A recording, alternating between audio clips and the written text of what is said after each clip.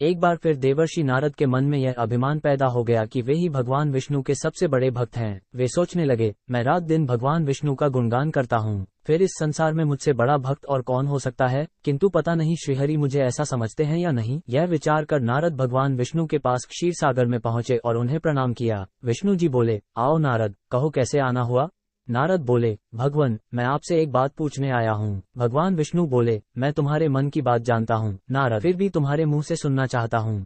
नारद ने कहा, हे देव, मैं जीवन भर आपका गुणगान करता रहा हूँ, पल पल हर क्षण मुझे बस आपका ही ध्यान रहता है। आप मुझे ये बताइए कि क्या मुझसे भी बड़ा आपका कोई अन्य भक्त है संसार में। भगवान विष्णु समझ तो पहले ही गए थे कि नारद को अपनी भक्ति पर अभिमान पैदा हो गया है, किंतु अपने मन की बात छुपाकर वे बोले, नारद, इस प्रश्न के लिए तो तुम्हें मेरे साथ मृत्यु लोक चलना पड़ेगा। नारद बोले, ठीक है भगवान, मैं मृत्यु लोक चलने के लिए तैयार हूँ। भगवान विष्णु नारद को लेकर मृत्यु लोक चल पड़े।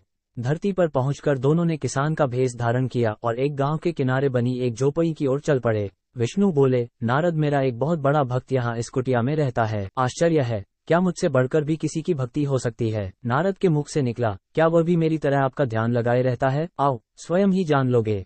विष्णु ने कहा और उस कुटिया की ओर बढ़ गए। किसान उस समय कुटिया के बाहर अपनी गाय को बांध रहा था। उसके मुख से हरि हरि गोविंद का स्वर निकल रहा था। किसान भेषधारी विष्णु ने उसके निकट जाकर नारायण नारायण कहा तो किसान ने विनीत स्वर में पूछा, आप कहाँ से आए हैं भद, मेरे लिए कोई सेवा हो तो निसंकोच बताइए।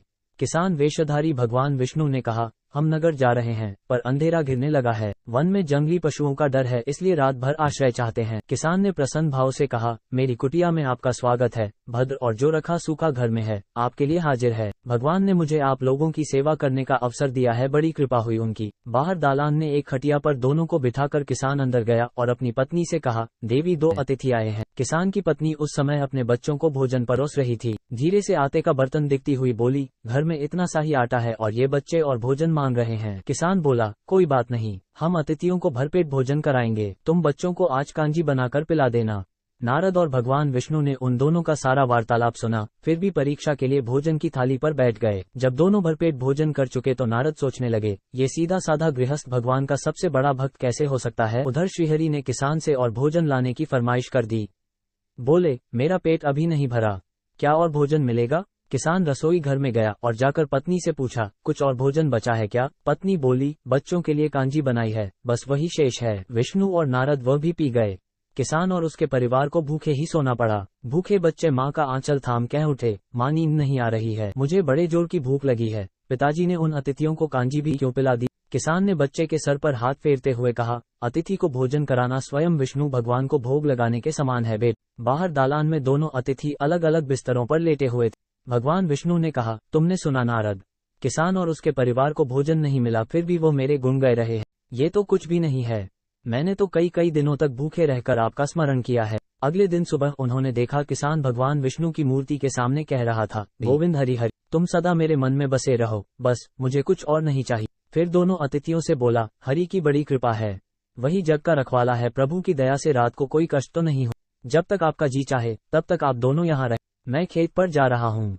किसान देशधारी श्री हरि बोले, हम भी तुम्हारे साथ चलेंगे यदि तुम्हें कोई आपत्ति न हो। नारद और विष्णु भगवान किसान के साथ उसके खेत पर गए।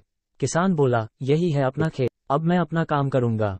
गोविंद हरि हरि। नारद बोले, तुम तो सत्पुरुष हो, भगवान के बड़े भक्त हो, हर घड़ी उनका नाम लेते रहते हो। किसान बोला, अरे कहाँ, काम से जब भी थोड़ा बहुत समय मिलता है तभी उनका नाम लेता हूँ। नारद ने पूछा, कब कब मिलता है समय।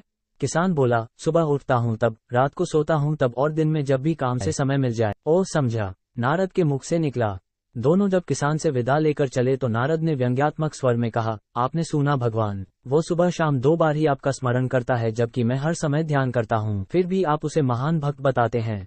नारद की बात सुनकर श्रीहरि चुप रहे, किंतु मन ही मन उन्होंने कहा, कारण भी जान जाओगे नारद। विष्णु ने एक कलश को तेल से लबालब भरकर नारद को दे दिया और बोले, नारद, इसे अपने सिर पर रखकर बिना हाथ लगाए सामने वाली पहाड़ी तक ले चलो, ध्यान रहे इस कलश में रखे तेल की एक बूंद भी जमीन पर गिरने न पाए। नारद बोले, ये कार्य सहज तो नहीं है।